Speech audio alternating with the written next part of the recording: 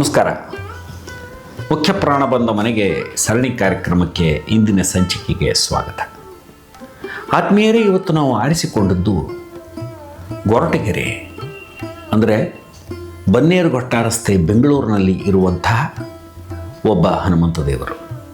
ಸದ್ಯ ಅದನ್ನು ಪವಮಾನ ನಗರ ಅಂತ ಕರೀತಾರೆ. ಅಲ್ಲಿ 400 ವರ್ಷಕ್ಕಿಂತ ಹಿಂದಿನಿಂದ ಒಬ್ಬ ಹನುಮಂತ ದೇವರು ನೆಲೆ ನಿಂತಿದ್ದಾರೆ. ಇವರ ವಿಶೇಷತೆ ಏನು? ಇವರಿಗೆ ಬಯಲು ಆಂಜನೇಯ ಸ್ವಾಮಿ ಅಂತ ಕರೀತಾರೆ. ಬಯಲು ಆಂಜನೇಯ ಸ್ವಾಮಿ ದಕ್ಷಿಣಕ್ಕೆ ಮುಖ ಮಾಡ್ಯಾರ. ವ್ಯಾಸರಾಜರು ಇದರ ಪ್ರತಿಷ್ಠಾಪನೆ ಮಾಡಿದ್ದು ಅಂತ ಗೊತ್ತಾಗ್ತದೆ. ಯಾಕಂದ್ರೆ ಆ ಕುರುಹುಗಳವ ಅಲ್ಲಿ ಬಾಲಕ ಗಂಟೆ, ಶಿಖೆ, ಸೌಗಂಧಿಕ ಪುಷ್ಪ, ಅಭಯಹಸ್ತ ಇವೆಲ್ಲವೂ ಅಲ್ಲವ. ಪುಟ್ಟದಾದ ಮೂರ್ತಿ, ದಕ್ಷಿಣಮುಖಿ. ನಮಗೆ ಗೊತ್ತಿರಲಿ, ದಕ್ಷಿಣಕ್ಕೆ ಮುಖ ಮಾಡಿದಂತಹ ಹನುಮಂತ ದೇವರಾಗಲಿ ಅಥವಾ ದಕ್ಷಿಣಕ್ಕೆ ಸೊಂಡಿಲಿರುವಂತಹ ಗಣಪತಿಯಾಗಲಿ ಯಾವತ್ತೂ ಜಾಗೃತರಾಗಿರ್ತಾರೆ. ಬಹಳ ಜಾಗೃತವಾದ ಸ್ಥಳಗಳು ನಾವು ಬಹಳಷ್ಟು ಕಡೆ ನೋಡ್ತೀವಿ. ದಕ್ಷಿಣಕ್ಕೆ ದ್ವಾರ ಇದ್ದರೂ ಕೂಡ ಬಹಳಷ್ಟು ಜಾಗೃತವಾದಂಥ ದೇವಸ್ಥಾನಗಳಿದ್ದದನ್ನು ನಾವು ನೋಡಿದ್ವಿ. ಇಂಥ ಒಬ್ಬ ಹನುಮಂತ ದೇವರು ಭಾಳ ಪುಟ್ಟ ಮೂರ್ತಿ.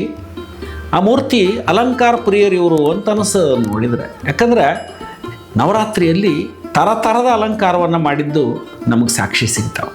ಕುಂಕುಮದ ಅಲಂಕಾರ, ಬೆಣ್ಣೆ ಅಲಂಕಾರ, ಎಲೆಯ ಅಲಂಕಾರ. ಆ ಕುಂಕುಮದಲ್ಲಿ ಬೇರೆ ಬೇರೆ ಥರದ ಕುಂಕುಮಗಳನ್ನ ಬಳಸಿ ಭಾಳ ಸುಂದರವಾಗಿ ಅಲಂಕಾರ ಮಾಡೋದನ್ನು ನಾವು ಈ ದೇವರಲ್ಲಿ ನೋಡ್ತೀವಿ. ಇಂಥ ವಿಶೇಷ ದೇವರು ಅಂದರೆ ಥರದ ಅಲಂಕಾರ ಮಾಡ್ತಾರೆ ಅಂದರೆ ಯಾರೋ ಭಕ್ತರು ಮಾಡಿಸ್ತಿರ್ತಾರೆ. ಆವಾಗ ಅವರ ಮನಸ್ಸಿನ ಯಾವುದೋ ಒಂದು ಕೋರಿಕೆ ಈಡೇರಿದಾಗ ಈ ಥರದ ಅಲಂಕಾರಗಳಾಗ್ತವೆ. ದೇವ್ರಿಗೆ ನಾವು ಹೆಚ್ಚು ನಾವು ನಮ್ಮ ಸೇವೆಯನ್ನು ಮಾಡ್ತೀವಿ. ಆ ನಿಟ್ಟಿನೊಳಗೆ ಈ ಪುಟ್ಟದಾದ ಮೂರ್ತಿ ಬಯಲು ಆಂಜನೇಯ ಸ್ವಾಮಿ ಅಲ್ಲಿ ಸುಮಾರು 400 ವರ್ಷದಿಂದ ನೆಲೆ ನಿಂತು ಎಲ್ಲರಿಗೂ ಅನುಗ್ರಹವನ್ನು ಮಾಡ್ತಾ ಇದ್ದಾರೆ. ನಮ್ಮೆಲ್ಲರಿಗೂ ಅವರು ಅನುಗ್ರಹವನ್ನು ಮಾಡಲಿ ಅಂತ ಹೇಳ್ತಾ ಇಂದಿನ ಈ ಸಂಚಿಕೆಯನ್ನು ಮುಗಿಸ್ತೀನಿ.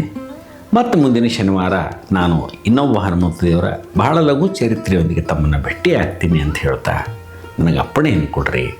ಜೈ ಶ್ರೀರಾಮ್, ಜೈ ಬಜರಂಗಬಲಿ.